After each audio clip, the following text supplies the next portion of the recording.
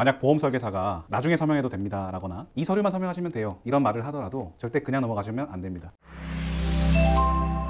안녕하세요. 사건사고TV 김지윤입니다. 오늘은 보험계약에서 자주 발생하는 문제 중 하나인 자필서명 관련 이슈에 대해 자세히 알아보겠습니다. 보험계약에는 세 가지 주체가 있습니다. 계약자, 피보험자, 그리고 보험수익자입니다. 계약자는 보험료를 내는 사람, 피보험자는 보험의 대상이 되는 사람, 그리고 수익자는 보험금을 받는 사람이죠. 첫 번째 문제되는 사항은 계약자와 피보험자가 다른 경우입니다. 특히 피보험자의 사망을 담보로 하는 계약이라면 반드시 피보험자 본인의 자필서명이 필요합니다. 이는 상법에서도 명확하게 규정하고 있는 사항인데요. 이건 타인의 생명을 노려서 보험금을 편취하는 상황을 방지하기 위해서입니다. 그런데 실제 실무에서는 이 자필서명 문제로 많은 분쟁이 발생합니다. 보험가입 시 여러 장의 서류에 서명을 해야 하는데 어떤 서류에는 서명을 하고 어떤 서류에는 또 서명을 하지 않는 경우가 종종 있기 때문이죠. 실제 분쟁 사례를 두 가지 살펴보겠습니다. 첫 번째 사례는 청약서에는 직접 서명하지 않고 고지 의무 사항 서류에만 서명한 경우입니다. 이 사건에서 결국 이 계약은 무효 처리가 되었고 피보험자 측에서는 이를 받아들이지 못해서 소송까지 갔었습니다. 하지만 법원은 그대로 무효라고 판결을 했는데요. 그 판단 이유를 보시면 상법에서 자필서명을 요구하는 이유는 타인의 사망에 대해 명확히 동의하는 것을 목적으로 하기 때문에 단순히 고지 의무 서류에만 서명하는 것만으로는 사망담보에 대한 동의로 볼 수 없다고 판단한 겁니다. 결국에는 보험금을 못 받게 된 거죠. 그리고 두 번째로 설명드릴 부분은 고지 의무를 위반해서 보험금을 못 받은 사례인데요.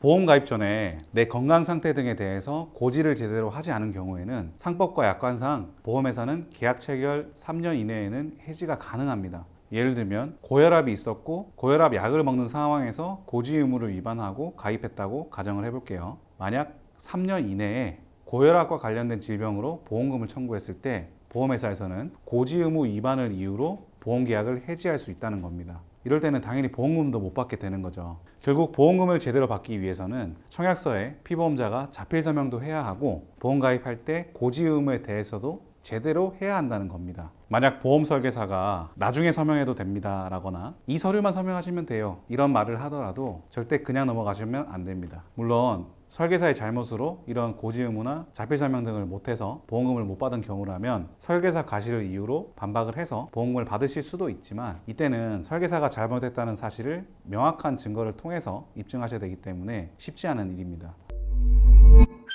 제가 오늘 말씀드린 내용 외에도 고지 의무 위반을 했다고 하더라도 보험금을 받을 수 있는 경우, 그리고 자필서명이 없다고 하더라도 받을 수 있는 경우들이 있습니다.